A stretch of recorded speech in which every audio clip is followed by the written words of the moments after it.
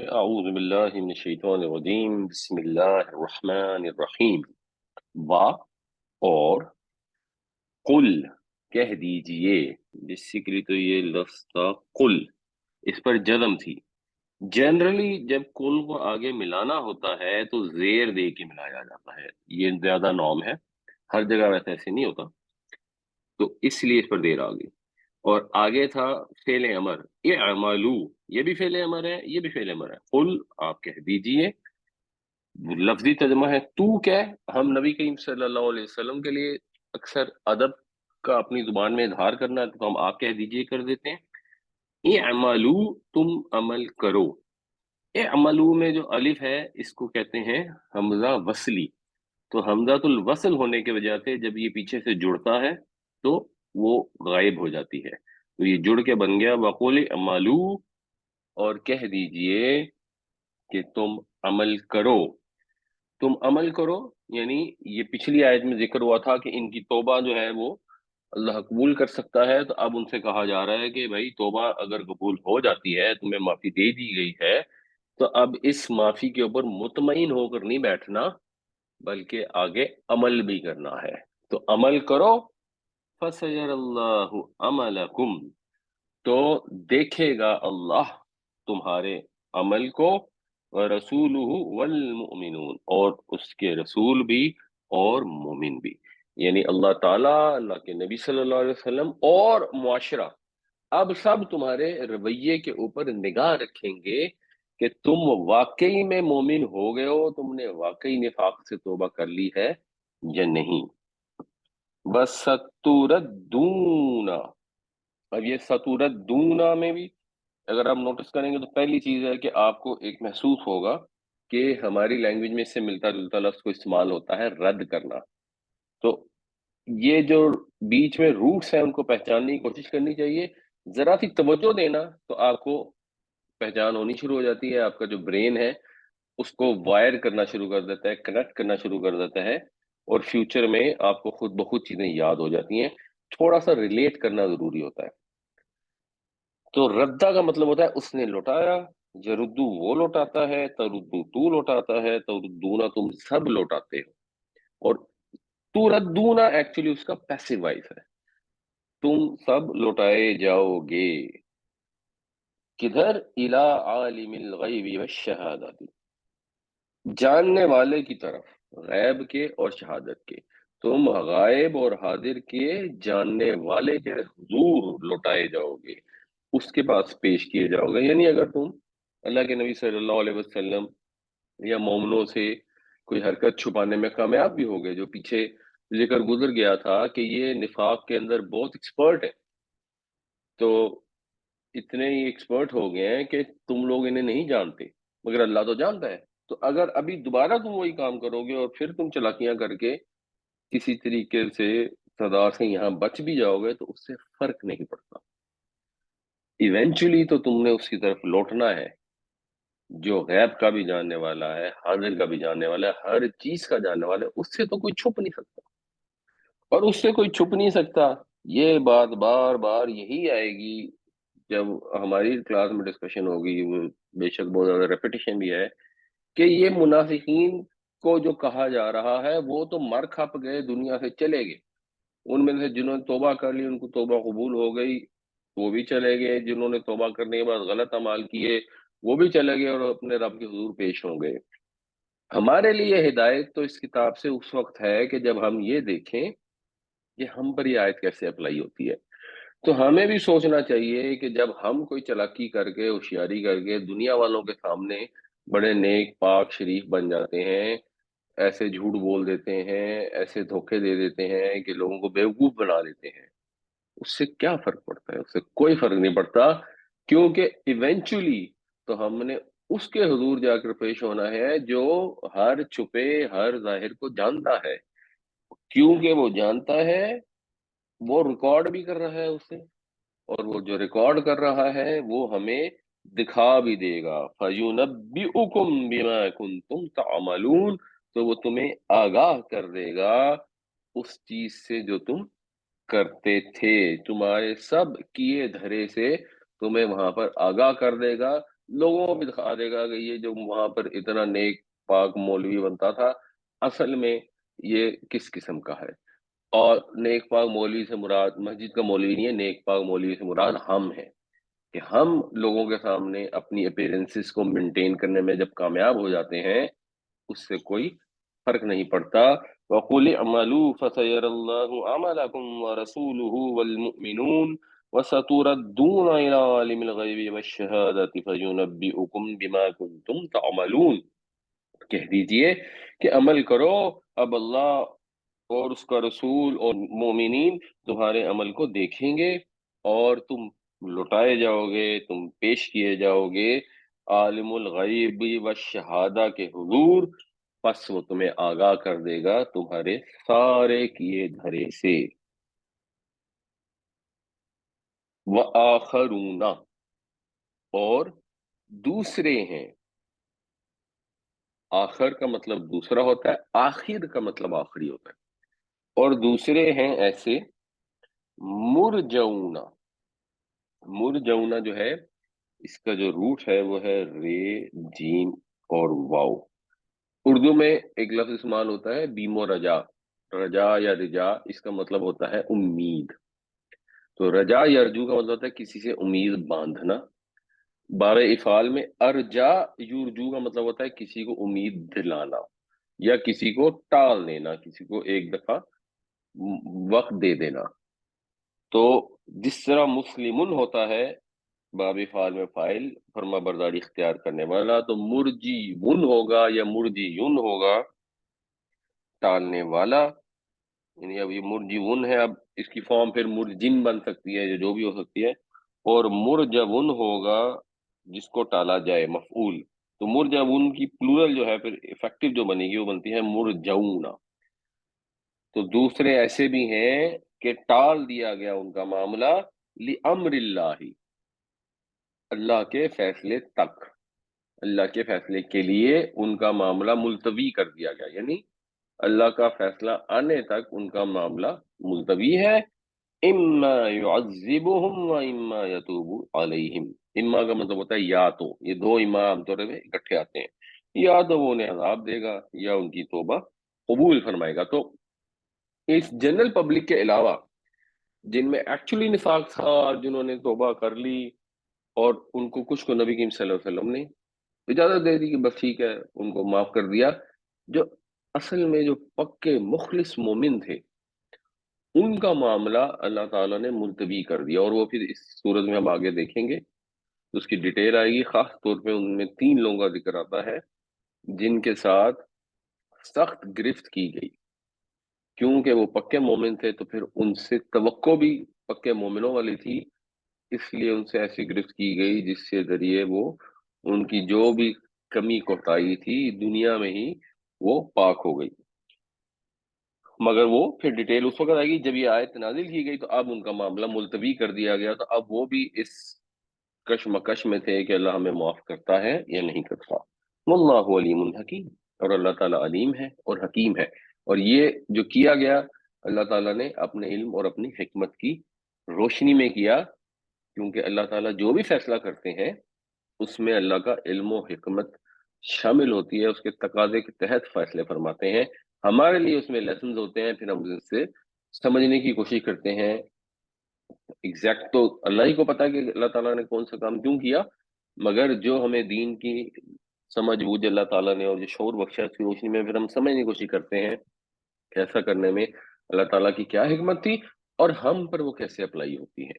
وآخرون مرجعون لأمر اللہ اما يعذبهم واما يتوب علیہم واللہ علیم حکیم، اور دوسرے لوگ ہیں جن کا معاملہ ملتوی کر دیا گیا ہے اللہ کے فیصلے تک کے لیے، یا وہ ان کو سزا دے گا اور یا ان کی توبہ قبول فرمائے گا، اور اللہ تعالیٰ علم والا ہے، حکمت والا ہے۔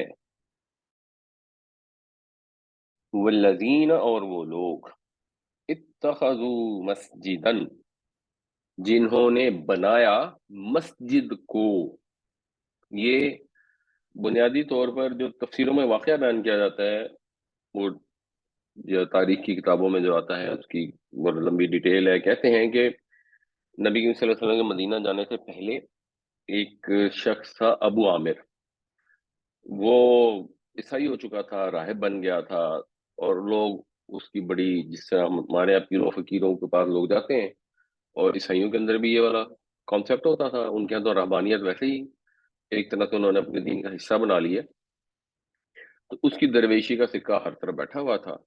جب نبی کریم صلی اللہ علیہ وسلم تشریف لائے تو یہ کیونکہ شیخ تھا اور اس کی اپنی پاپولیرٹی تھی، تو اس نے تو حضور کو اللہ کا رسول سمجھنے کے بجائے اپنا کاروباری دشمن سمجھ لیا، اور اس کو ایمان نہیں لایا، اور الٹا آپ کی مخالفت کرتا رہا، اور پھر سازشیں کرتا رہا۔ اب اگر یہ اسی کا ذکر ہے، اگر اس کا نہیں بھی ہے تو ان جنرل جو منافقین تھے جنہوں نے وقتی طور پر اسلام قبول کر لیا، وہ سازشیں کرتے رہے، تو یہ اس کانٹیکس میں بات ہے۔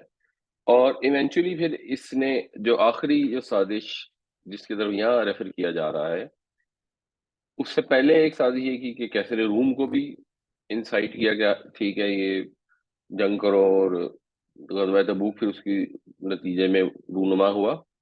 اور ادھر نبی کریم صلی اللہ علیہ وسلم جب روم جانے لگے، اس سے پہلے اس شخص کے اپیرنٹلی اثر میں یا اوور آل منافقوں نے کیا کیا کہ ہم مدینے میں ایک مسجد بنا لیتے ہیں، اور اس مسجد سے فائدہ یہ ہوگا کہ ہم پھر اپنی سازشیں وغیرہ وہاں بیٹھ کر آسانی سے کریں گے، اور اگر کوئی جیسے رومی سلطنت سے لوگ ہیں وہ آتے ہیں تو ان کو بھی ہم یہاں پر مسجد میں آسان ہو جاتا ہے نا کسی کو رکھنا، اور دین کے نام پر، یعنی آپ کو سازش اور آپ جو بھی کام کرنا چاہتے ہیں اسلام کے خلاف، اس میں کتنی زیادہ کنوینئنس ہو جاتی ہے کہ اب آپ اس کے اوپر مذہب کی آڑ لے لیں۔ جیسے یہ ہمارے ہاں قبائلی علاقوں میں بعض اوقات پتہ لگتا ہے کہ انڈین ایجنٹ جو ہیں وہ مسجدوں کے امام بن کے بیٹھے ہوتے ہیں، تو پھر ان کے اوپر کوئی شک بھی نہیں کرتا، کام آسان ہو جاتا ہے۔ تو انہوں نے بھی ایک مسجد بنائی، اور نبی کریم صلی اللہ علیہ وسلم سے یہ درخواست کی کہ آپ آئیے یہاں نماز پڑھیں، اور آبویسلی اس کے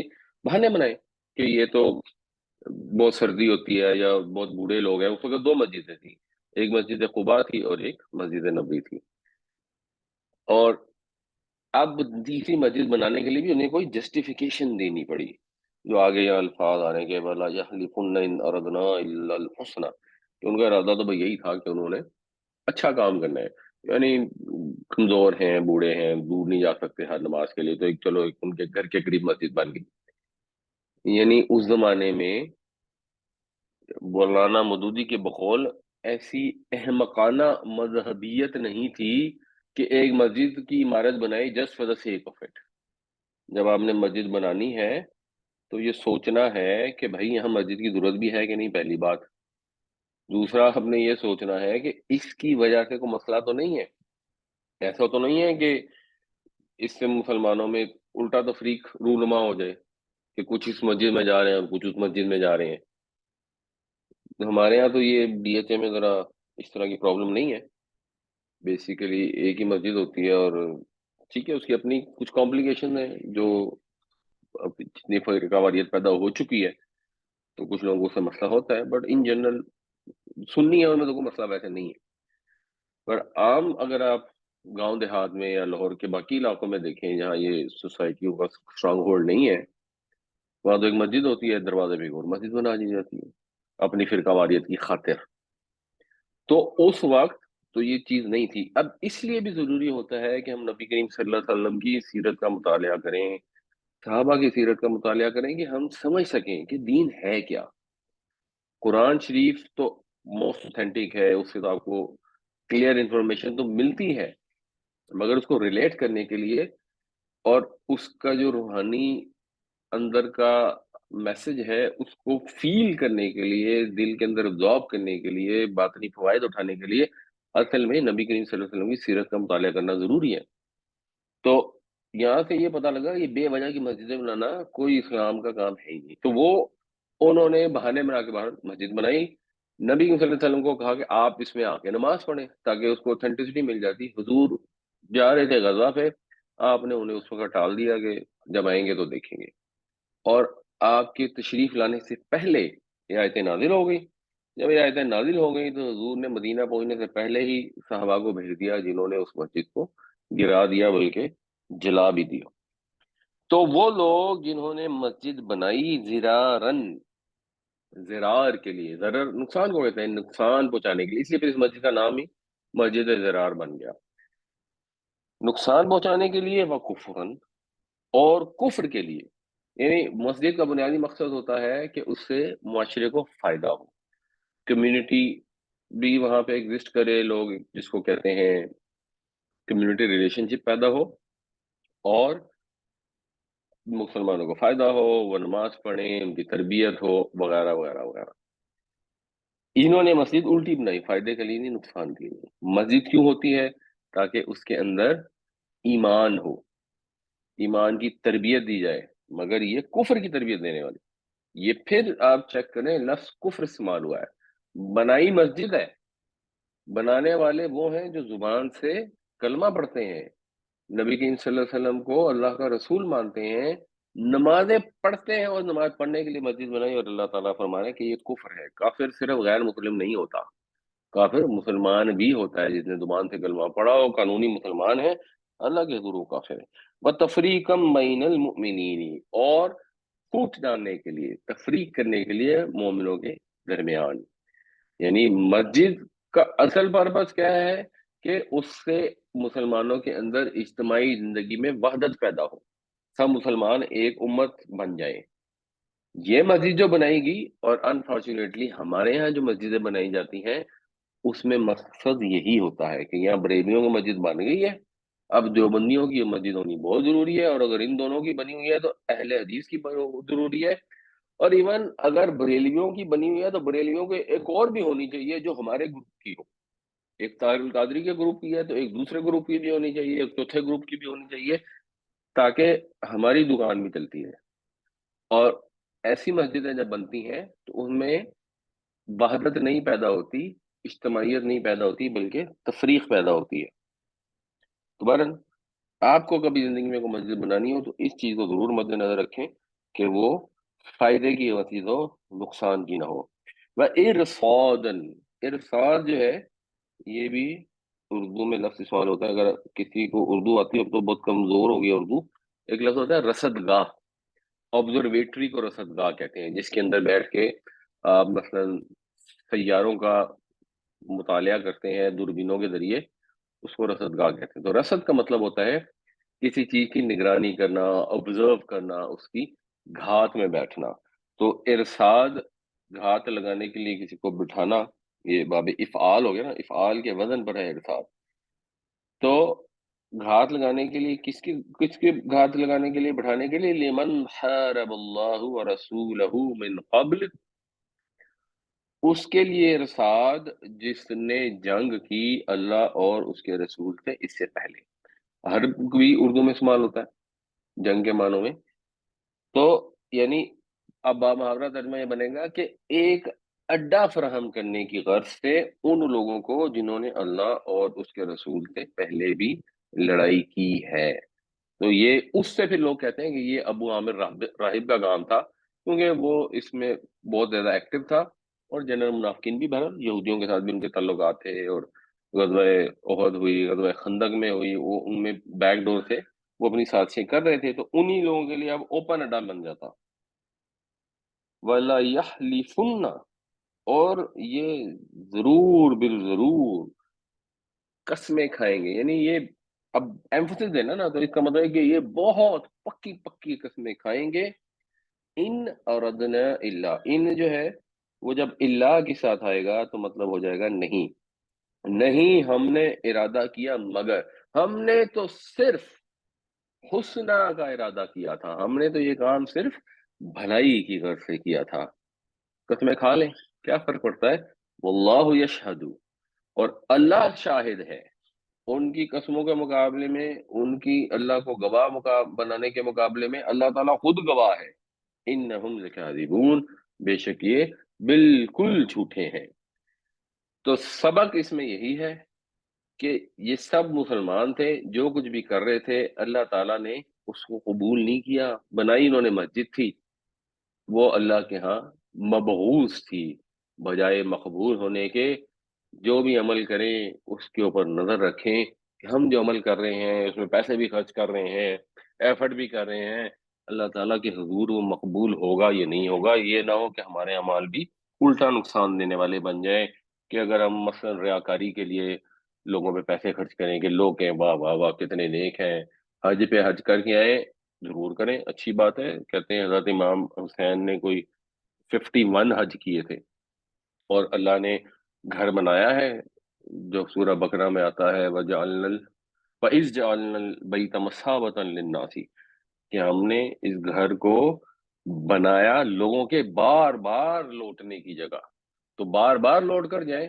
اللہ کی خاطر، تو اللہ کی خاطر جائیں تو اس سے اچھا عمل کیا ہوگا؟ لیکن حج میں حج کریں گے، لوگ کہیں گے واہ واہ کتنے حاجی صاحب ہیں، الحاج ہو گئے ہیں، لوگ پوچھیں یا نہیں بھی پوچھیں تو زبردستی جا جا کے بتائیں گے جی ایک حج میں نے تب کیا تھا، ایک تب کیا تھا، ایک تب کیا تھا، تو وہ پھر پیسے بھی خرچ، ایفرٹ بھی خرچ، ٹائم بھی خرچ، اور پتہ لگا کہ بجائے فائدے کے اس کا نقصان ہو گیا۔ والذین اتخذوا مسجدا ضرارا وکفرا وتفریقا بین المؤمنین ورصادا لمن حارب اللہ ورسولہ من قبل ولیحلفن ان اردنا الا الحسنى واللہ یشہد انہم لکاذبون، اور وہ لوگ جنہوں نے مسجد بنائی نقصان کے لیے اور کفر کے لیے اور مسلمانوں میں پھوٹ ڈالنے کے لیے اور اڈا فراہم کرنے کے لیے ان کو جو اللہ اور رسول سے اس سے پہلے جنگ کر چکے ہیں، اور یہ قسمیں کھائیں گے پکی پکی کہ ہم نے تو صرف بھلائی کا ارادہ کیا تھا، اور اللہ شاہد ہے اس بات پر کہ یہ لوگ بالکل جھوٹے ہیں۔ لا تقم، اب قامہ وہ کھڑا ہوا، یقوم وہ کھڑا ہوتا ہے، تقوم تو کھڑا ہوتا ہے۔ تقوم سے جب آپ نے فعل نہیں بنانا ہے تو آپ پیچھے لگائیں گے لا، اور میم پر کر دیں گے جزم۔ اب جو لا تقوم ہے یہ پڑھنا مشکل ہو جاتا ہے، اس پہ زبان اٹکتی ہے، تو اس کی بجائے یہ ہو جاتا ہے لا تقم۔ اور یہ سمپل اگر رول سمجھ لیں، کیونکہ لوگ عام طور پہ اس کو اس طرح سمجھاتے ہیں کہ وہ جی ایک لفیف ہوتا ہے اور ایک فلاں ہوتا ہے، اور جب وہ حرف علت آ جاتا ہے اور پتہ نہیں اتنی مشکل وہ گرامر ہو جاتی ہے، لوگ اس کے رٹے لگاتے ہیں which becomes very very difficult۔ سادہ سے سمجھنے کی ضرورت ہے کہ جس پر زبان آسانی سے رواں ہو جاتی ہے، فلو کریٹ ہو جاتا ہے، وہ لفظ استعمال کیا جاتا ہے۔ اردو میں بھی اسی طرح ہوتا ہے۔ اس کی اگر میں ویسے کوئک آپ کو اگزامپل دوں، عربی میں ایک لفظ ہے طیبہ۔ اب یہ طیبہ کا مطلب اوبیسلی پاکیزہ ہوتا ہے، تو ہم بھی طیبہ ہی کہتے ہیں۔ اردو عربی میں ایک ذرا ایکسینٹ ہوگا طیبۃن، وہ ٹھیک ہے، ہمارے یہاں وہ ایکسینٹ نہیں ہوگا، ہم کہتے ہیں طیبہ نام ہوتا ہے، طیبہ یہ نام ہے، لیکن اگر لڑکے کا نام ہو تو طیب نہیں ہوتا، لڑکے کا نام رکھتا ہے طیب۔ ہم طیب اس لیے نہیں رکھتے کہ اردو میں طیب پڑھنا بہت مشکل ہے، طیبہ تو پڑھ سکتے ہیں آپ، بول سکتے ہیں، آپ کو بولنے میں زبان اٹکتی نہیں ہے، طیب پڑھنے میں مشکل آتی ہے تو ہم طیب کر دیتے ہیں۔ ترکی میں وہی نام جب جاتا ہے تو ان کے لیے بے پڑھنی مشکل ہوتی ہے تو وہ طیب کر دیتے ہیں، یعنی یہ جو رجب طیب اردوغان ہے تو وہاں پہ آ جاتی ہے اس کے اندر بے کی جگہ۔ اردو میں ہم کہتے ہیں جنت، پنجابی میں بھی کہتے ہیں جنت۔ اب جنت کے اندر ایک شد ہوتی ہے، اب پنجابی میں اگر کسی خاتون کا نام جنت ہو نا، اس کو بلانا ہو تو اس کو یہ نہیں کہتے ماسی جنتے، اس کو کہتے ہیں ماسی جنتے، اس کی شادی ختم کر دیتے ہیں۔ اب اس کے رول آپ بنائیں گے تو رول بن جائیں گے کوئی نہ کوئی، اور عربی میں رول نسبتاً آسان ہے بنانے، مگر سمجھنے کے لیے آسان ہے کہ لا تقوم بننا تھا، سمپل سی بات ہے۔ اب آپ نے صرف یہ پہچاننا ہے کہ یہاں لا تقوم ہے تو یہ اس سے آیا تھا، بس ٹھیک ہے، اس سے پھر آپ کو گرامیٹیکلی سمجھنا آسان ہے۔ تو لا تقم مت کھڑے ہوں اس میں، یعنی اس مسجد میں، ابداً کبھی بھی، آپ نے یعنی نبی کریم صلی اللہ علیہ وسلم نے اس مسجد میں کبھی کھڑے نہیں ہونا۔ ایسی مسجد جو تفرقے کے لیے بنی، جو کفر کے لیے بنی، جو زرار کے لیے بنی، آپ نے اس میں کبھی کھڑے نہیں ہونا، کیونکہ نبی کریم صلی اللہ علیہ وسلم کریم النفس تھے، منافقین جھوٹے موٹے بہانے کر کے آپ کو انوائٹ کر رہے تھے، تو آپ نے کبھی اس میں نہیں کھڑے ہونا، اللہ کا حکم آ گیا۔ उस हुक्म के बुनियाद पर है नबी करीम सल्लल्लाहु अलैहि वसल्लम ने उस मस्जिद को तलफ करवा दिया, गिरवा दिया, क्योंकि जाहिर सी बात है वो मस्जिद में हजूर को इजाजत नहीं है कि आप जाके खड़े हो सके, तो उसका मकसूद, उसका अंजाम यही होना था। अच्छा, उसके बाद कंपैरिजन में एक मस्जिद बनाएगी और गालिबन मस्जिद कुबा की बात हो रही है। लमस्जिदुन, यकीनन वो मस्जिद, उस्सिसा अला तक़वा। अब ये उस्सिसा अला तक़वा जो है, ये भी आप अगर गौर करें तो बिल्कुल उर्दू में इस्तेमाल होता है। एक लफ्ज उर्दू में इस्तेमाल होता है असास, एक्चुअली वो इसास है, हम वो असास पढ़ लेते हैं। और एक लफ्ज इस्तेमाल होता है तासीस। ये जो सियासी जमातें हैं या मजहबी जमातें हैं, इनका योम तासीस होता है। तो असास, तासीस मतलब है बुनियाद। उर्दू में हम बुनियाद कहते हैं, अरबी में भैया अस्सा या अस्सू का मतलब होता है किसी इमारत की बुनियाद रखना। उसे बाबे तफईल बनता है तअसीस, अस्ससा युअस्सिसु तअसीसन। तो इसका मतलब होता है मुबालगा आ गया, बुनियाद रखना यानी अच्छी तरह बुनियाद भरना। तो मस्जिदुन उस्सिसा, ये पैसिवाइज हो गया। वो मस्जिद जिसकी बुनियाद रखी गई अला तकवा, तकवा के ऊपर, मिन अव्वली यौमिन, पहले दिन से, अहक्कु, वो ज्यादा हकदार है। या वैसे एक्चुअली इसका मतलब है वो हकदार है, वो ही हकदार है, मुराद यूं है, वही हकदार है अन तक़ूम फीह, कि आप उसके अंदर खड़े हों। मस्जिद कुबा आप जाते थे, मस्जिद नबी से तशरीफ लेकर जाते थे, जरा फासला भी था, लेकिन कहते हैं कि आप जरा शायद हफ्ते में एक आध दफा फ्रिक्वेंटली आप जाते थे, क्योंकि वो इस्लाम की पहली मस्जिद थी, पहली मस्जिद थी। और उस वक्त बनी जब इस्लाम के लिए मुश्किल थी, नबी करीम सल्लल्लाहु अलैहि वसल्लम हिजरत करके तशरीफ लाए, तो कैसे जबरदस्त लोग थे, कितने अच्छे लोग थे कि अल्लाह ताला ने उनकी तारीफ कुरान शरीफ में फरमाई कि जिन्होंने वो मस्जिद बनाई। और अगर से मस्जिद नबी मुरादो दो ही मस्जिद थी, तो कैसे लोग थे कि अल्लाह ने उनका जिक्र कुरान में क़यामत तक के लिए डाल दिया कि ये जो मस्जिदें बनाई गई ना, इनकी बुनियाद तकवा पे थी। आप इनमें नमाज पढ़ते हैं ना, तो बिल्कुल सही पढ़ते हैं, क्योंकि ये जो हकदार है इसकी कि अल्लाह का रसूल जाए और इनमें खड़ा हो, ये इन मस्जिदों का हक है। नबी सल्लल्लाहु अलैहि वसल्लम इनको इज्जत बख्शें।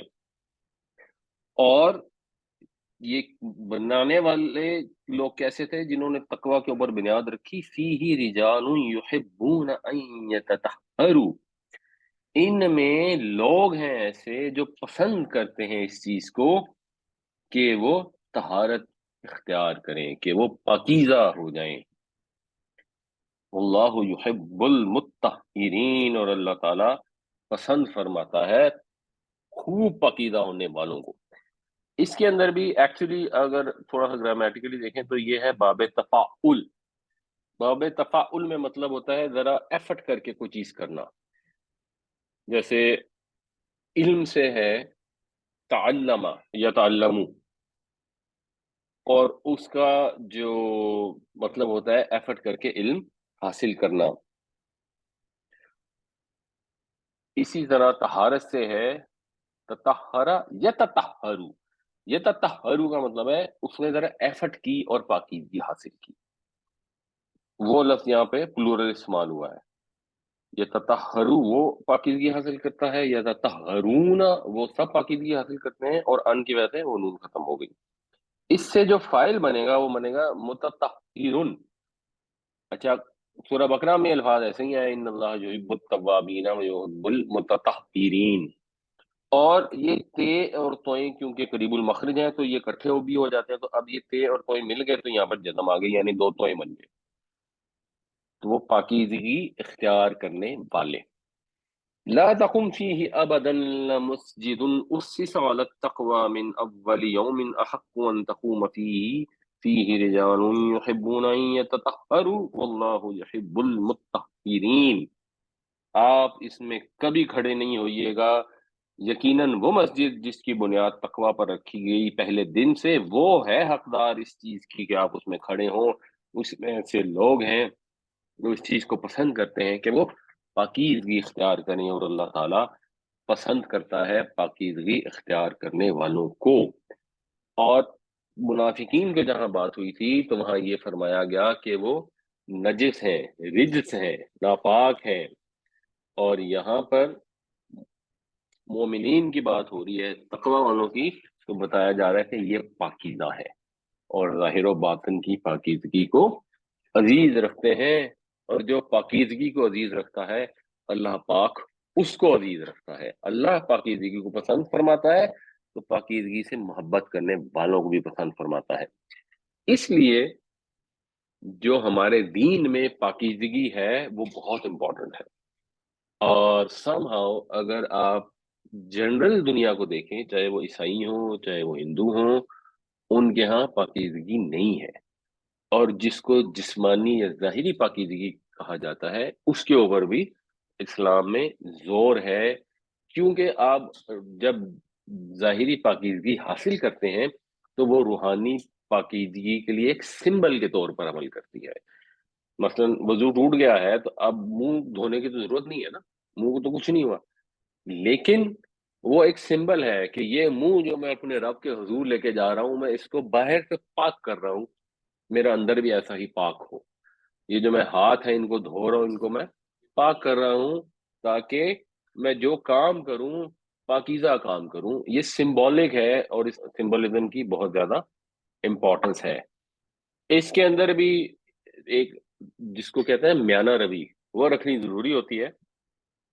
और मसलन वजू की अगर बात करें तो इस्लाम में जो हमें सीरत से पता लगता है कि नबी करीम सल्लल्लाहु अलैहि वसल्लम तकरीबन 1 किलो पानी से पूरा वजू कर लेते थे। हमारे यहाँ की तरह नहीं कि मस्जिद में पहुंचे, वहां बैठे और उसके बाद पीछे लोगों की लाइन लगी हुई है और आप वो दबा दबा के अपने हाथ पांव धो रहे हैं कि बस वजू की जगह लग रहा है गुस्ल कर रहे हैं, इतना पानी इस्तेमाल कर देते हैं। तो वो भी इस्लाम में जायज नहीं है। ना इफरात की गुंजाइश है, ना तफरीत की गुंजाइश है।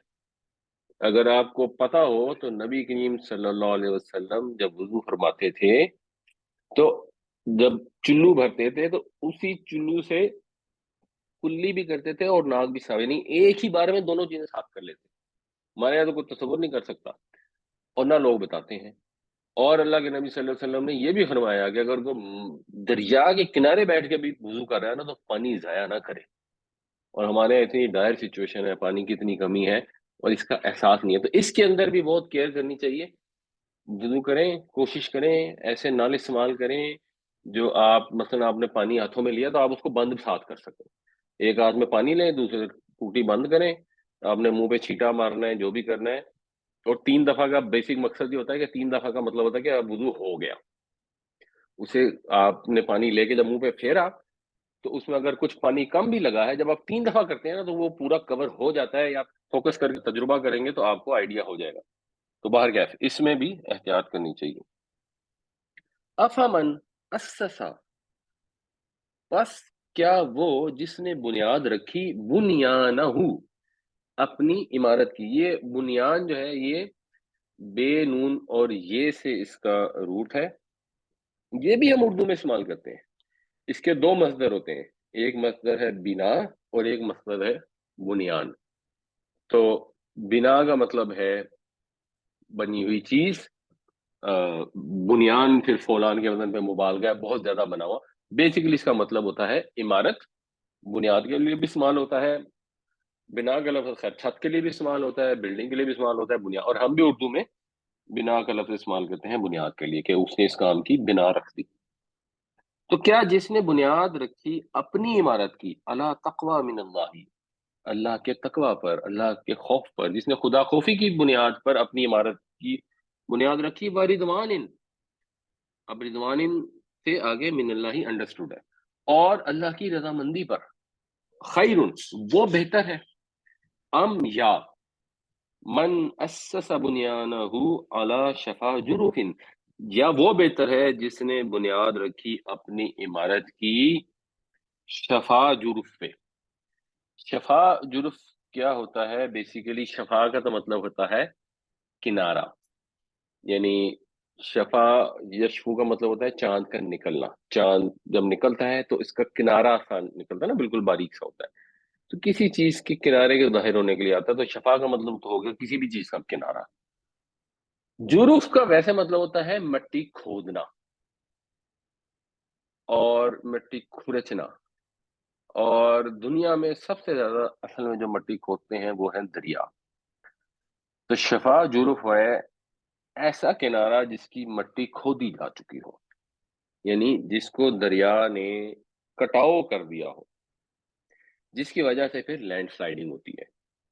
तो ये जो क्लिफ सी बनी हुई है, ये बेसिकली शफा जुरूफुन है, ऐसा किनारा जिसके नीचे मिट्टी खुद चुकी है, खोखली खोखली कगर, खोखला छज्जा।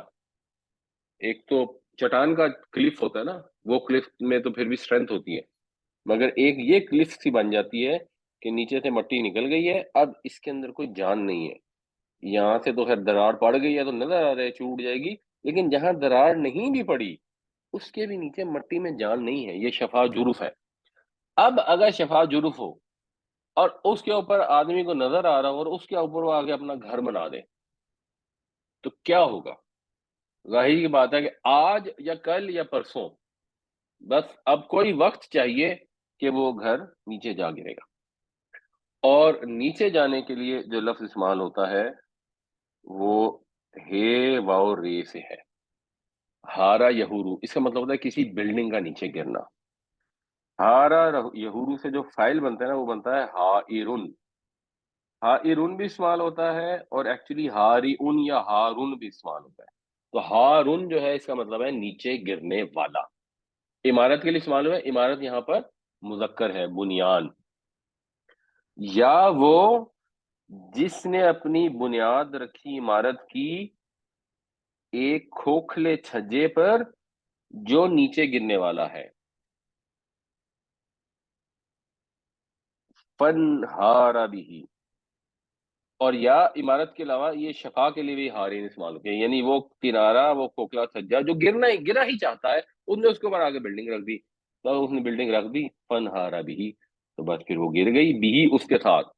वो छज्जा खुद भी गिर गया और इमारत को अपने साथ ले गिरा। कहाँ ले गिरा? फी नारी जहन्नमा, जहन्नम की आग में।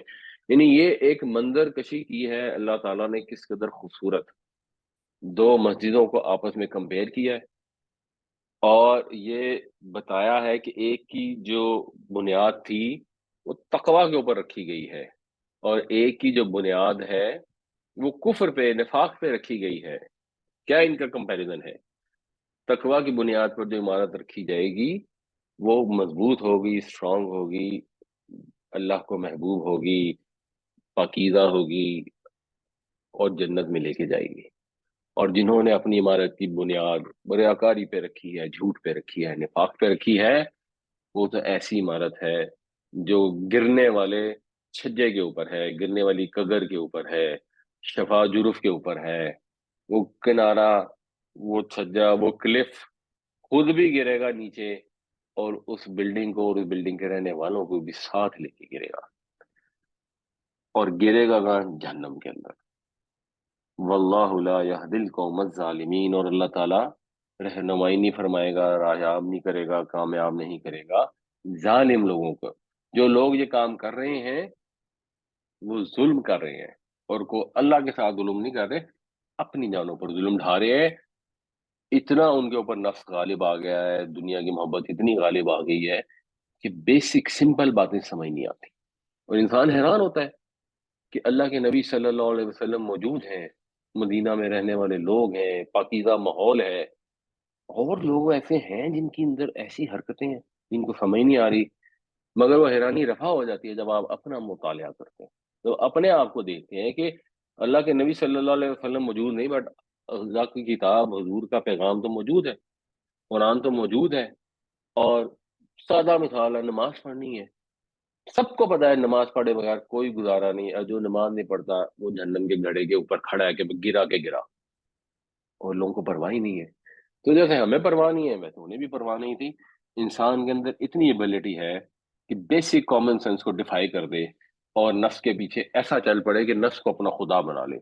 अफमन अस्सस बुनियानहु अला तक़वा मिन अल्लाहि व रिदवानिन खैरुन अम मन अस्सस बुनियानहु अला शफा जुरुफिन हारिन फनहार बिही फी नारि जहन्नम वल्लाहु ला यहदिल कौमज़ ज़ालिमीन। بس کیا جس نے بنیاد رکھی اپنی عمارت کی اللہ کے تقوی پر اور اس کی خوشنودی پر، وہ بہتر ہے، یا وہ جس نے اپنی عمارت کی بنیاد اٹھائی ایک گرتے ہوئے کھوکھلے کنارے پر، پس وہ گر پڑا اس کو لے کر جہنم کے اندر، جہنم کی آگ کے اندر، اور اللہ تعالی راہیاب نہیں کرے گا ظالموں کو۔ لا یزال بنیانہم الذی بنوا ریبۃ، لا یزالو کا مطلب ہوتا ہے زوال پذیر ہونا، لا یزالو زوال پذیر نہیں ہوگا، زائل نہیں ہوگا، یعنی ہمیشہ رہے گی، اب یہ پکی رہے گی، جمی رہے گی، کیا بنیانہم عمارت ان لوگوں کی، ان کی عمارت جو بنائی انہوں نے، بنو ان سب نے بنائی، ریبتن شک کے طور پر، یعنی یہ اس کی حالت ہے، فی قلوبہم ان کے دلوں میں، تو شک کی بنیاد پر جو عمارت انہوں نے اٹھائی وہ ہمیشہ قائم رہی، یعنی ان کے اندر شک تھا نا۔ نفاق ایکچولی اس شک میں ہوتا ہے، یعنی پتہ تو ہوتا ہے کہ اللہ کے نبی یہ سچے ہیں، لیکن جب وہ شک میں پڑھنے شروع ہو جاتے ہیں کہ اچھا پتہ نہیں کامیاب ہوں گے یا نہیں ہوں گے، یہ والا شک کہ کامیاب ہوں گے یا نہیں ہوں گے، اصل میں اس چیز پہ شک ہوتا ہے کہ نبی ہے کہ نہیں ہے۔ تو جب اللہ کے رسول ہونے میں شک پیدا ہو گیا شیطان نے، اور شروع ہوتا ہے نفس کے بہکاوے سے، اور ہمارے یہاں بھی ایسے ہی ہوتا ہے، پکا پکا پتا ہوتا ہے کہ یہ چیز حرام ہے، کسی پیر فقیر کے پاس جا کے آپ نے اگر سجدے کیے یا گھٹنے ٹیکے یا اس سے کہا کہ تو مجھے بیٹا دے دے یا تو میرے بچے کو صحت دے دے، تو یہ شرک ہے۔ لیکن پھر لوگ آ کے کنفیوز کرتے ہیں کہ نہیں نہیں یہ تو یوں نہیں ہے، وہ نہیں ہے، اور اب اندر سے جینوئن پرابلم ہوتی ہے، جینوئن ایک بندے کو مسئلہ آ جاتا ہے، اس کیس میں بھی پھر وہ شک پڑنا شروع ہو جاتا ہے، پتہ نہیں میرا عقیدہ ٹھیک ہے یا نہیں ہے، پتہ نہیں میں اتنی زیادہ سختی تو نہیں کر رہا، تو یہ شک سے نفاق پیدا ہوتا ہے، اور پھر نفاق اتنا مضبوط ہو جاتا ہے کہ پھر وہ نکلتا نہیں ہے، خاص طور سے ایسا نفاق کہ لوگوں نے یہ بنیان بنا دی، یہ مسجد زرار بنا دی، اس حد تک چلے گی، اتنا بڑا فتنہ کھڑا کر دیا۔ اب یہ جو فتنہ کھڑا کیا ہے اس شک کی بنیاد پر، یہ ان کے دلوں میں جمع ہی رہے گا، الا سوائے اس کے ان کے تقطع قلوبہم، قطع کٹنا، تقطیع جو ہے پھر اس میں باب تفعیل ہے، ٹکڑے ٹکڑے ہو جانا، کہ ٹکڑے ٹکڑے ہو جائیں ان کے دل، یعنی اب ان کے دلوں کے ٹکڑے ہوئے بغیر یہ شک یا یہ نفاق ختم نہیں ہو سکتا۔ جیسے بعض اوقات ہوتا ہے کہ کپڑے پہ داغ لگ جائے نا، ایسا پکا داغ جو مٹ نہ رہا ہو، اور آپ کہتے ہیں اب اس داغ کو مٹائیں گے تو کپڑا ہی پھٹ جائے گا، یہ داغ تو کپڑے کے ساتھ ہی جائے گا۔ انہوں نے جو حرکت کی ہے وہ اتنی بری کی ہے کہ اب یہ ان کے دلوں میں بالکل پکی ہو گئی ہے، نفاق ان کے دلوں کے اندر سرایت کر گیا ہے، اب یہ دل ان کے ٹکڑے ٹکڑے ہوا بغیر یہ نفاق نکل نہیں سکتا، یعنی مطلب یہ کہ نہیں نکلتا، اس کو کہتے ہیں محال، ایسی چیز جس کے امپاسبل ہو اس سے مثال دینا۔ واللہ علیم حکیم، اور اللہ تعالیٰ علیم ہے، حکیم ہے، یعنی مفہوم یہ نکل رہا ہے کہ اب اللہ کا ارادہ نہیں ہے ان کو معاف کرنے کا جنہوں نے یہ حرکت کی ہے۔ تو باقی اب واللہ عالم، ان میں سے واقعی کسی نے جینوئن توبہ کر لی اور معاف کر لی، وہ بھی اللہ کے علم اور حکمت پہ ڈیپینڈ کرتا ہے، ہمارے لیے اس پہ کامنٹ کرنا ممکن نہیں۔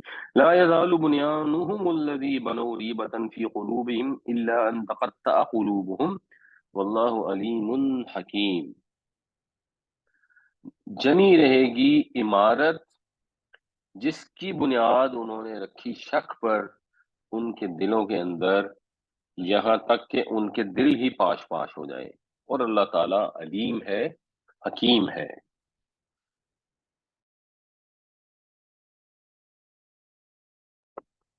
ان اللہ اشترى من المؤمنین انفسهم، شرع یشری خرید و فروخت کرنا ہوتا ہے، اس کو پھر آپ کانٹیکٹ کے حساب سے ترجمہ کرتے ہیں، بیسیکلی اس کا مطلب ہوتا ہے سودا کرنا، سودے میں خرید بھی ہوتی ہے فروخت بھی ہوتی ہے، تو بے شک اللہ نے خرید لیے مومنوں سے ان کے نفس، ان کی جانیں، اموالہم، اور ان کے مال، بی انا، اس چیز کے عوض کہ لہم الجنہ، ان کے لیے جنت ہے، یعنی جب مومن آئے نبی کریم صلی اللہ علیہ وسلم کے ہاتھ پر بیعت کی، یعنی بیعت میں بھی جو لفظ ہوتا ہے بیون کا لفظ ہوتا ہے، بیعت اور بیون، اور بیون اسی آیت میں آگے بھی آ رہا ہے، تو اس کا مطلب بھی سودا کرنا ہوتا ہے۔ حل اللہ البیع، اللہ نے سودے کو حلال کیا، وحرم الربا۔ تو اللہ نے یہ سودا کیا ہے، کیا سودا کیا ہے؟ اور یہ دیکھیں اللہ کی کتنی کرم نوازی ہے کہ وہ جان، وہ مال جو اللہ نے خود عطا کی، مومنوں نے اللہ کے نبی صلی اللہ علیہ وسلم کے ہاتھ پر بیعت کی، یا ہم نے کلمہ پڑھا، ایک ہی بات ہے، تو ہم نے یہ ایک معاہدہ کیا اللہ سے کہ ہمارے مال اور ہماری جانیں اللہ کی ہیں، اور اللہ نے ہمیں یہ اعزاز بخشا کہ جواباً اللہ تعالیٰ یہ الفاظ استعمال فرماتے ہیں کہ میں نے تم سے سودا کیا کہ تم مجھے اپنے جان اور مال دو، میں تمہیں جنت دوں۔ حالانکہ ہماری کیا حیثیت کہ ہم اللہ سے جا کے ٹریڈ کر سکیں؟ یہ اللہ تعالیٰ کی اپنے بندوں کے ساتھ مہربانی ہے، لطف ہے، کرم ہے۔ اور یہ بھی اس سے پتہ لگ گیا کہ یہ جن کے ساتھ جنت کا سودا کیا گیا ہے، یہ وہ لوگ نہیں ہیں جو بائی چانس مسلمانوں کے گھر میں پیدا ہو گئے، یہ وہ لوگ ہیں جنہوں نے اپنی جانیں اور اپنے مال اللہ کے اختیار میں دے دیے، کہ جو اللہ کہے گا ہم وہی کریں گے۔ وہ یہ نہیں کہتے کہ ہاں ہم نماز تو پڑھ لیں گے، روزہ تو رکھ لیں گے، لیکن باقی کا جو وقت ہے اپنے جسم، اپنے جان، اپنے مال، وسائل، اپنے دل دماغ کی قوتیں، اس کے مالک ایکچولی ہم خود ہی ہیں نا۔ ہم دل چاہے گا تو کسی کو دیں، دل چاہے گا تو کسی نہیں، دنیا میں اس کو کہا جائے گا جس نے نماز پڑھ لی، زکوٰۃ دے دی، اس کا نام مسلمان کے رجسٹر میں لکھ دیا جائے گا۔ اللہ کے ہاں مسلمان وہ ہے جو سودا کرتا ہے اللہ کے ساتھ اپنی جان اور مال کا، وہ کہتے ہیں یہ میرے نہیں ہے یا اللہ، یہ آپ کے ہیں، کمائے میں نے اپنی ایفرٹ سے ہیں، اول تو کمائے بھی اپنی ایفرٹ سے کیا ہے، جو ایفرٹ ہے وہ بھی اللہ نے دی، توفیق بھی اللہ نے دی، بٹ جو کچھ بھی میرے پاس ہے اگر اس کو میں خود استعمال کر رہا ہوں تو آپ کی اجازت سے استعمال کر رہا ہوں، یہ میری چیز ہے نہیں۔ وہ ہیں وہ لوگ جن کو ساتھ اللہ نے ڈیل کیا کہ ان کو جنت میں لازمن لے کر جائے گا۔ نبی کی امت میں بائی چانس پیدا ہونے والے صلی اللہ علیہ وسلم، وہ اپنے آپ کو اس ڈیل کا مستحق غلط فہمی میں سمجھتے ہیں۔ ہاں اللہ کا احسان ہے، ہم اب اللہ کے رسول صلی اللہ علیہ وسلم کے ماننے والے ہیں، اچھے عمل کریں گے، اپنے جان اور اپنے مال صرف اور صرف اللہ کے حکم کے تحت استعمال کریں گے، اپنی مرضی اس پر چھوڑ دیں گے، اللہ رسول کی مرضی کو اختیار کریں گے، تو ڈیفینیٹلی ان کے ساتھ سودا ہے اللہ کا جنت میں۔ اب جب جانوں کو اللہ کا مان لیا تو کیا بات ہوگی؟ وہ لوگ کیا کریں گے؟ یقاتلون فی سبیل اللہ، وہ اللہ کی راہ میں جہاد کرتے ہیں۔ یہ باب مفاعلہ ہے، قتل کرنے کی کوشش کرنا، ایک دوسرے کو قتل کرنا یعنی جنگ لڑنا، اور یہ نارمل ثلاثی مجرد ہے، 3 حرفوں والا ہے۔ فَيَقْتُلُونَ، پس وہ قتل کرتے ہیں، وَيُقْتَلُونَ، اور وہ قتل ہوتے ہیں، یعنی وہ مارتے بھی ہیں اور مرتے بھی ہیں، اللہ کی راہ میں جہاد کرتے ہیں۔ کیوں جہاد کرتے ہیں؟ کیونکہ جان ان کی ہے ہی نہیں، وہ جان تو انہوں نے اپنے رب کے ہاں بیچ دی ہے۔ اب جب رب نے کہا کہ جہاد کے لیے نکلو تو وہ جہاد کے لیے نکلتے ہیں۔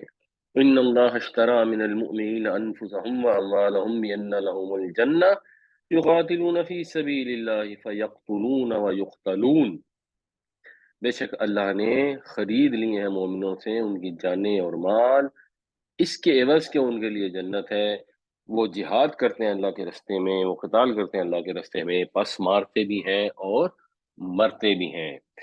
بعدن علیہ حقا فی التوراۃ والانجیل والقرآن، یہ وعدہ ہے علیہ، اس کے اوپر، یعنی اس کے ذمہ، یہ اللہ کے ذمہ ایک وعدہ ہے۔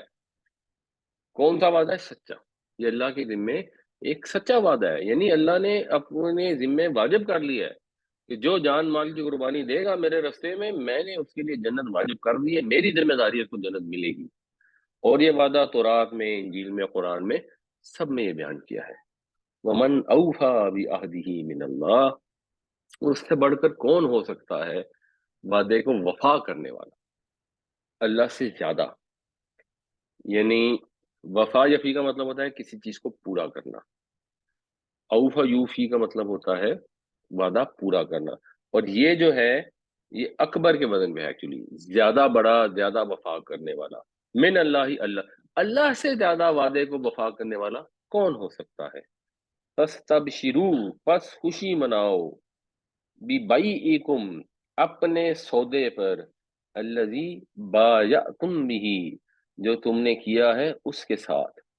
جو بیعت کا لفظ ہوتا ہے ویسے وہ اللہ کے ساتھ آتا ہے، اس میں بھی ایک طرح سے سودا ہی ہوتا ہے جب کسی کے ہاتھ پر بیعت کی جاتی ہے. اور ظاہر ہے ہماری ہاتھ بیعت جو ہے وہ صرف اللہ کے رسول صلی اللہ علیہ وسلم کے ہاتھ پر ہے دینی لحاظ سے، اور آپ ایسے بیعت امیر کے ہاتھ پر کرتے ہیں کہ جی آپ کا حکم ہم مانیں گے دنیاوی لحاظ سے. بس دو ہی بیعتیں ہیں اور اس کے علاوہ وہ بیعت ہو نہیں سکتی. یہ جو پیروں فقیروں کے یہاں جا کے بیعت کر رہتے ہیں وہ پتہ نہیں کہاں سے آئی ہے. تو خوشی مناؤ اس سودے کی جو تم نے اللہ کے ساتھ کیا ہے. وَذَلِكَ هُوَ الْفَوْزُ الْعَظِيمُ، اور یہی تو ہے اصل میں بڑی کامیابی. یعنی ذالکہ ہو گیا جو پیچھے بات ہو رہی ہے اس کے لیے ریفر کیا. اب ہوا کا بھی وہی مطلب ہے وہ، تو پھر یہ اس میں ایمفیسس آ جاتا ہے تو آپ کہیں گے یہی تو ہے، دراصل یہی تو فوز عظیم ہے، بڑی کامیابی ہے. یہ جو اپنے مال بچا بچا کے کما کما کے صحیح یا غلط طریقے سے اکٹھے کیے اور اس پر خوشیاں منائی کہ میرے پاس کتنے پیسے ہو گئے ہیں، بینک بیلنس ہو گیا ہے، پلاٹ ہو گئے ہیں، یہ ہو گیا، پلان ہو گیا ہے، میں کتنا سکسیسفل ہوں. یہ جو کتابیں ہوتی ہیں سکسیس کی، موٹیویشنل اسپیکر جس کے متعلق لوگوں کو موٹیویٹ کرتے ہیں کہ آپ نے سکسیس کیسے حاصل کرنی ہے، وہ ساری کتابیں جو ہوتی ہیں وہ دنیا کی چند روزہ زندگی کے متعلق ہوتی ہیں. اللہ تعالیٰ بتا رہے ہیں کہ اصل جو بادشاہی ہے، اصل جو کامیابی ہے، اصل جو سکسیس ہے وہ ابدی زندگی کی بادشاہی ہے. وہ بائبل میں اس لیے الفاظ استعمال ہوتے ہیں کنگڈم آف ہیون. تو وہ بادشاہی ہے، اس کنگڈم کے اندر وہ داخل ہوں گے جنہوں نے اپنے مال اپنے جان اللہ کے ہاتھ بیچ دیے ہیں. جس نے بیچ دیے ہیں تو پھر اس کو ابھی سے خوشخبری ہے، ابھی سے خوشی منانا شروع کر دے. اس کا دل باغ باغ ہونا چاہیے کہ جو تم نے بیچا ہے، اگر تمہیں اندر سے پتا ہے کہ میں نے بیچ دیا ہے تو پھر جو اللہ نے وعدہ کیا ہے اس کے لیے تیار رہو. اللہ کا وعدہ پورا ضرور ہوگا. یہاں پہ تمہیں اس کے لیے کوئی تکلیف اٹھانی پڑے گی، اپنا مال کوئی تھوڑا بہت نکالنا پڑے گا، مگر وہ وعدہ پورا ہوگا اور جنت مل کے رہے گی کیونکہ اللہ کا وعدہ سچا ہے. وعدن علیہ حقا فی التوراۃ والانجیل والقرآن ومن اوفى بعہدہ من اللہ فاستبشروا ببیعکم الذی بایعتم بہ وذلک هو الفوز العظیم. اللہ کے ذمے، اس کے ذمے یہ سچا وعدہ ہے تورات انجیل اور قرآن میں، اور اللہ سے بڑھ کر وعدے کو پورا کرنے والا کون ہو سکتا ہے. بس خوشیاں مناؤ اس سودے پر جو تم نے کیا ہے اس کے ساتھ، اور اصل میں یہی بڑی کامیابی ہے. التائبون العابدون الحامدون، اب ان کی خوبیاں بیان ہو رہی ہیں. وہ لوگ جنہوں نے یہ وعدہ کیا ہے کہ وہ توبہ کرتے رہنے والے ہیں، بار بار پلٹنے والے ہیں اللہ کی طرف. کمی کوتاہی ہوتی ہے اللہ کی طرف پلٹتے ہیں، نہیں بھی کوئی فوری طور پہ گناہ ہوا ہوتا تب بھی اللہ کے ہاں توبہ کرتے ہیں، اللہ کی طرف رجوع کرتے ہیں. جیسے نبی کریم صلی اللہ علیہ وسلم نے فرمایا کہ میں دن میں 70 دفعہ استغفار کرتا ہوں. آپ تو ہر کمی کوتاہی سے یا گناہ سے پاک تھے. تو انسان بار بار اللہ کو یاد کرتا ہے، اس پر رجوع کرتا ہے، تو یہ توبہ ہے جو پھر اس کا قدم رستے سے ہٹنے نہیں دیتی. پھر وہ عبادت بھی کرتا ہے. عبادت کرنا بھی ضروری ہے، حقوق العباد صرف ضروری نہیں ہے، حقوق اللہ بھی بڑے ضروری ہیں، دونوں ضروری ہیں. الحامدون، اور وہ پھر حمد کرتے ہیں. جب عبادت کرتے ہیں تو عبادت کے بعد یہ انڈرسٹینڈنگ ہے کہ ہم نے جو عبادت کے اندر جس کو کہنا چاہیے عبادت کی روح ہے وہ الحمدللہ رب العالمین ہے، کہ ہم یہ جو کچھ بھی کر رہے ہیں یہ اللہ کی شکر گزاری میں کر رہے ہیں، اس کی نعمتوں کے اعتراف میں کر رہے ہیں. اگر انسان کے اندر یہ حمد کی کیفیت نہ ہو، اپنے رب کی شکر گزاری کی، اس کی جو نعمتیں ہیں ان کے اعتراف کا احساس نہ ہو، تو وہ عبادت ہوتی ہے بیسیکلی ایسے ہی چکرے ماری اور آ گئے. بٹ جب وہ فوکس ہوتا ہے کہ بندہ کہے کہ اچھا میرے رب نے مجھے مال دیا ہے، اب یہ زکوٰۃ اس میں لازمی ہے، یہ انفاق ہے، اللہ نے مجھے دیا ہے، میں اللہ کے دیے میں سے دے رہا ہوں، یا اللہ تیرا شکر ہے تو نے مجھے بھی دیا اور مجھے اس قابل بھی بنایا کہ میں کسی اور کو دوں. یہ فیلنگ، یہ احساس، اس سے عبادت عبادت بنتی ہے. ورنہ وہ رسم و رواج ہے. علامہ اقبال کا ایک شعر بھی ہے نا کہ رسم ادا باقی ہے، روح بلالی نہ رہی. السائحون، سایہ ہونا کا ویسے تو لفظی مطلب ہے سیاحت، جو اردو میں بھی سوال ہوتا ہے چلنا پھرنا، لیکن مذہبی لحاظ سے سیاحت کیا ہوتی تھی کہ یہ جو پرانے زمانے کے جو پچھلے ریلیجنس کے لوگ تھے یہ نکلا کرتے تھے گھر بار چھوڑ کر، اور عبادت کے لیے نکلتے تھے۔ اب ہمارے ریلیجن میں وہ جو گھر بار چھوڑ کر عبادت کے لیے نکلنا ہے، بنیادی طور پہ وہ جہاد بھی ہو سکتا ہے، وہ بھی ایک عبادت ہے جس کے لیے آپ کو سیاحت کرنی پڑتی ہے، نکلنا پڑتا ہے، اور ویسے جو عام حالات میں اس کا جو مظہر ہے وہ حج اور عمرہ ہے، کہ اپنا گھر چھوڑ کے نکلتے ہیں، جب حج پر پہنچتے ہیں تو بالکل آپ نے دو چادریں کی ہوتی ہیں، اور ویسے مزدلفہ کے اندر مثال کے طور پر اب چھت بھی نہیں ہوتی اور آپ نے زمین پہ لیٹنا یا سونا ہوتا ہے، یہ سارا جو طریقہ کار ہے یہ اس کی ریپرزنٹیشن ہے۔ اور اسلام میں اتنی رہبانیت، اتنی صحت رہ گئی ہے، جو باقی تھی کہ اپنا گھر بار چھوڑا اور بعد نکل گئے، پیچھے سے گھر والے کھائیں پیئیں جیے مرے کو پرواہ نہیں۔ یہ ہو سکتا ہے کسی اور امت میں یا ان کے اپنے بنائے ہوئے طریقوں میں یہ جائز ہو، اسلام میں وہ والی صحت نہیں ہے، جو نبی کریم صلی اللہ علیہ وسلم نے صحت ہمیں بتائی ہے وہ ہے الراکعون الساجدون، رکوع کرنے والے، سجدہ کرنے والے۔ رکوع سجدہ میں دونوں چیزیں ہیں، فرض نمازیں بھی ہیں، اور عام طور پہ اس سے جو مفہوم ہوتا ہے وہ تہجد کی نماز اس سے زیادہ مراد ہوتی ہے، اگر آپ قرآن کے اوورال ٹیسٹ کو سمجھیں۔ ویسے بہرحال اس کا مطلب ہے نمازیں پڑھنے والے، العامرون بالمعروف، اچھے کام کا حکم دینے والے۔ یہ جو لوگ جنہوں نے اللہ کے ساتھ سودا کر لیا ہے، یہ اپنا ہی سودا نہیں کیا، معاشرے میں پھرتے ہیں، لوگوں کو بھی اچھے کام کا حکم کرتے ہیں، ان کو بھی کہتے ہیں بھائی نماز پڑھو۔ اور ویسے جو اچھے کام کا حکم دینا ہے وہ اتنا مشکل نہیں ہے، اصل مشکل ہے وَالنَّاهُونَ عَنِ الْمُنْکَرِ، اور منع کرنے والے برائی سے، یہ بڑا مشکل ہے۔ جب آپ کسی کو منع کرتے ہیں نا کہ بھائی یہ غلط کام نہ کرو، اصل مشکل وہاں آتی ہے۔ آپ کو بیٹا نماز پڑھو، نماز پڑھو گے، ہاں جی ہاں جی آپ ٹھیک کہہ رہے ہیں، آپ اس کو یہ جو تم کام کر رہے ہو، یہ جو تم بات بات پہ انگریزی الفاظ نامعقول زبان سے نکالتے ہو، یہ تو بڑی بدتمیزی ہے، یہ تو اللہ کے نبی صلی اللہ علیہ وسلم نے تو اخلاق ہمیں یہ نہیں سکھائے۔ تمہیں گالیاں بکنے کی عادت ہے، یہ تمہیں ہر چیز پہ غصہ چڑھ جاتا ہے، یہ جو تم سود کا کاروبار کر رہے ہو، یہ جو تم شادی کے اوپر اسراف کر رہے ہو، یہ جو تم فضول خرچیاں کر رہے ہو، یہ تو بالکل دین کے خلاف ہے۔